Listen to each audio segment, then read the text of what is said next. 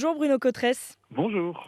2 jours après, l'adoption par, l'Assemblée nationale et le Sénat, la crise au sein de la Macronie, commence à faire, des remous. On sait qu'un député de la majorité sur 4 n'avait pas voté le texte et ce mercredi, le ministre, de la Santé, Aurélien Rousseau, a annoncé sa démission du gouvernement Macron.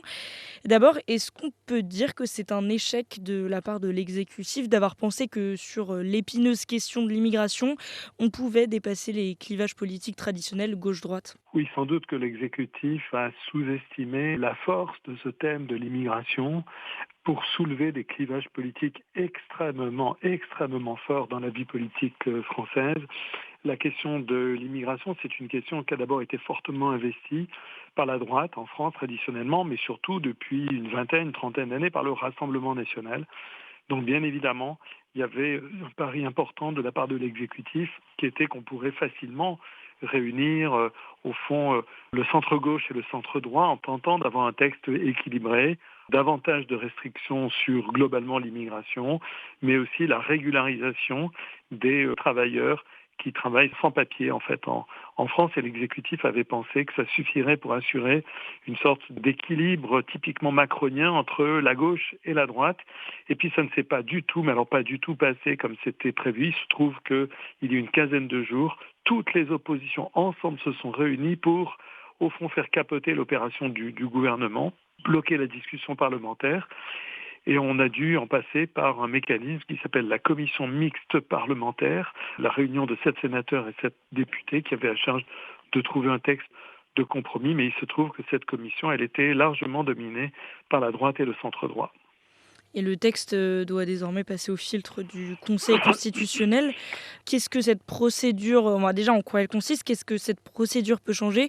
Et pour rentrer dans le détail, quelles mesures risquent d'être caractérisées comme anticonstitutionnelles? Alors sur ces projets de loi, il n'est pas habituel que le gouvernement saisisse l'avis de la Cour constitutionnelle française, le Conseil constitutionnel, pour garantir que la loi, lorsqu'elle est promulguée, elle ne peut pas être attaquée en justice au motif qu'elle ne respecterait pas la Constitution. Donc c'est assez habituel que le gouvernement, sur des textes qui ont fait l'objet d'une âpre discussion parlementaire et politique, saisisse l'avis du Conseil constitutionnel. Il n'est pas impossible que deux types de mesures soient regardées de très près par le Conseil constitutionnel. Tout ce qui va concerner le délai de carence, c'est-à-dire le laps de temps pendant lequel des personnes qui viennent travailler en France ne pourraient pas directement accéder aux prestations sociales. Le gouvernement a voulu corréler cette question au fait de travailler ou de ne pas travailler, mais on se doute que le Conseil constitutionnel va vouloir faire préciser au gouvernement qu'est-ce que veut dire travailler, de regarder de près aussi cette question de la conditionnalité pour accéder aux prestations sociales. Et puis il y a peut-être aussi la question de ce dépôt de garantie que le gouvernement entend demander aux étudiants qui viendraient hors de l'Union européenne.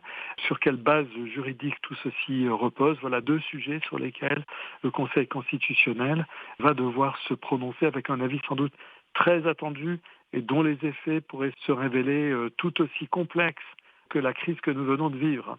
De nombreux départements réagissent aussi sur la question du durcissement des conditions de versement aux étrangers de ce qu'on appelle l'allocation personnalisée d'autonomie prévue dans le projet de loi. Donc il y a déjà la Seine-Saint-Denis et le Lot. Est-ce que ce rejet des préfets à qui reviendrait donc la décision de ces conditions au cas par cas peut influer le choix final du gouvernement? Il faut attendre d'abord d'avoir l'avis du Conseil constitutionnel qui va passer tout ceci au crible. Il faut d'abord et avant tout attendre ça parce que personne, ni l'exécutif, président, premier ministre ou gouvernement, ni les administrations, ni les présidents de collectivités territoriales, maires, présidents de département, présidents de région, ne pourront déroger à la loi, tout simplement. Donc il faut attendre d'abord que le Conseil constitutionnel ait donné son avis et à partir de ce moment-là, on verra les positions et les prises de position de chacun des acteurs publics, sachant qu'il n'y a aucun acteur public qui peut échapper au cadre général de la loi. Pour revenir sur le texte, le conditionnement des prestations sociales, vous l'évoquiez, la caution pour les étudiants étrangers, des quotas d'immigration. Certaines ONG et personnalités politiques de gauche considèrent ce projet comme de la xénophobie décomplexée et comme le plus régressif en 40 ans. À qui profite le plus ce texte finalement? Est-ce que c'est la droite ou c'est l'extrême droite? Pour le moment, je dirais que c'est les deux, mais c'est particulièrement le Rassemblement national qui semble tirer son épingle du jeu, à la fois parce que le Rassemblement national voit les thèmes dont il était le porteur finalement devenir, intégrer le débat public, devenir le centre même du débat public, et aussi parce que le Rassemblement national a mis à la dernière seconde terriblement en difficulté le gouvernement en décidant de voter ce nouveau texte de loi. Le Rassemblement national, dans un premier temps, avait dit on ne le votera pas parce que ça ne va pas assez loin à nos yeux. La droite n'a pas été assez dure, ça ne va pas assez loin. Et puis à la toute dernière seconde, le Rassemblement national a planté une banderille en disant mais oui, finalement, on va le voter, ce qui a mis l'exécutif dans l'embarras avec un psychodrame dans la majorité. Beaucoup de membres de la majorité, notamment venant des rangs du centre-gauche, ne voyaient pas du tout comment ils pourraient mêler leur voix à celle du Rassemblement national. On a vu, par exemple, le président de la commission des lois, un jeune député macroniste qui vient du centre-gauche, qui a voté contre le texte de la commission mixte paritaire.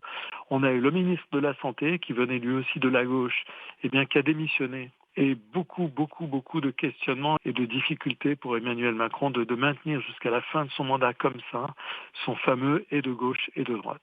Sur une question qui concerne plus notre continent, est-ce que ça a été prouvé qu'en imposant des mesures comme la restriction, par exemple, du droit du sol pour les enfants d'étrangers nés en France et d'autres dans le projet de loi, ça dissuade vraiment les personnes qui traversent la Méditerranée à venir dans le pays? Je ne sais pas si ça a été prouvé empiriquement, je ne suis pas un spécialiste de ces questions, mais on voit bien que les facteurs, les conditions qui expliquent l'émigration sont très largement des phénomènes globaux, internationaux, qui échappent en partie, évidemment, aux législations nationales. Il s'agit à la fois des grandes inégalités entre le Nord et le Sud. Il s'agit aussi des conséquences du réchauffement climatique et des crises, des différentes crises écologiques et naturelles que nous traversons maintenant depuis de très nombreuses années. Tout ça ne va pas s'arrêter du jour au lendemain et bien évidemment, tout ceci nous indique que c'est au niveau international, au minimum pour nous les Européens, au niveau européen, qu'il faut davantage réfléchir aux conditions, aux mesures à prendre pour faire en sorte qu'on vive dans un monde à la fois ouvert, mais qui ne donne pas le sentiment aux citoyens des pays européens qu'il n'y a pas de régulation. Voilà, c'est ça la quadrature du cercle, la grande difficulté. À la fois, nous vivons dans un monde ouvert. La fermeture avec des contrôles très très durs et très stricts ne permet pas de rendre compte de ce monde ouvert dans lequel nous sommes, qui est un monde de fluidité, de mobilité, de migration, aussi pour des raisons qu'on a indiquées, de changement climatique. Mais dans le même temps, un monde qui est ouvert doit trouver les outils et les mécanismes d'une régulation pour que cette ouverture du monde ne se traduise pas dans les pays qui accueillent par des succès des pays, des partis politiques, de la fermeture. On voit au niveau européen, on l'a vu aux Pays-Bas, on le voit dans d'autres pays, on voit effectivement que des gouvernements maintenant commencent à accéder au pouvoir avec des programmes extrêmement durs dans ce domaine-là. Donc il ne faut surtout pas que nous allions dans cette direction.